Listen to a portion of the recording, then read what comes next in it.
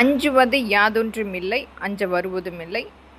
அனைத்திந்திய அண்ணா திராவிட முன்னேற்றக் கழகம் மக்களுக்காகவே உருவாக்கப்பட்ட மக்களுடைய நலனுக்காக ஒவ்வொரு திட்டங்களுமே முழுமைப்படுத்தி இன்றைக்கு அம்மா உணவகம் என்பது ஒரு மிகப்பெரிய அக்ஷய பாத்திரமாக ஒவ்வொரு இடத்திலுமே கொண்டு வந்த திட்டம். ஆனால் ஒவ்வொரு ஆட்சி அமைப்பிலுமே அந்த அம்மா உணவகத்தை முழுமையாக தகர்க்க வேண்டும் என்பதற்காக முடக்கம் செய்து அதை செயல்படுத்தாமல் இந்த கடந்த 5 வருடம் என்பது முழுமையாக திறனற்ற ஆட்சி அமைப்பாக நாம் பார்த்து கொண்டிருந்தோம். 2.0வாக இப்பொழுது இந்த தமிழக வெற்றி கழகம் ஆட்சி அமைப்பு என்பது ஒரு மிகப்பெரிய அளவில் அடுத்தவர்களுடைய பொருளை கைப்பற்றி தன்னுடைய உடைமையாக்க வேண்டும் என்பதற்குரிய ஒரு நடிகனாக மட்டுமே நாம் பார்த்து கொண்டிருக்கிறோம்.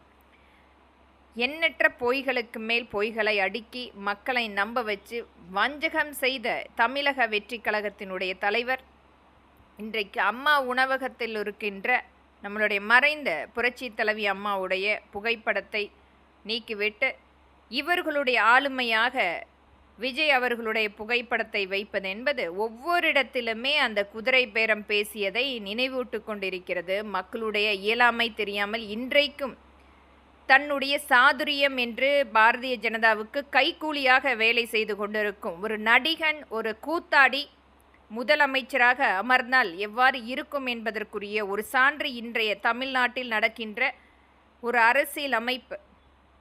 கூத்தாடிகள் என்பது ஒரு மிகப்பெரிய உண்மை நிகழ்வாக இன்றைக்கு நாம் பார்த்து கொண்டிருக்கும் ஒரு உண்மை.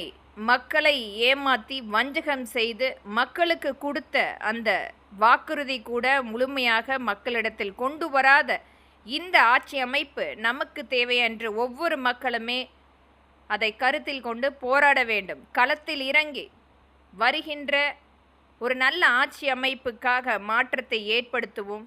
நம்மளை வஞ்சித்த இந்த ஆட்சி அமைப்பை தூக்கி எறிவோம் என்பதை இங்கு திறன்பட வலியுறுத்துகிறேன். ஒரு நடிகனுக்காக நடிகனுடைய பேச்சுக்கு இன்றைக்கு தமிழ்நாடே அடிமைப்பட்டு கிடக்கிறது. ஒரு 35% மக்கள் ஒரு நடிகனை நம்பி வாக்களித்தது ஒரு மிகப்பெரிய இன்றைக்கு ஒரு 3.0னுடைய பிரதிபலிப்பு.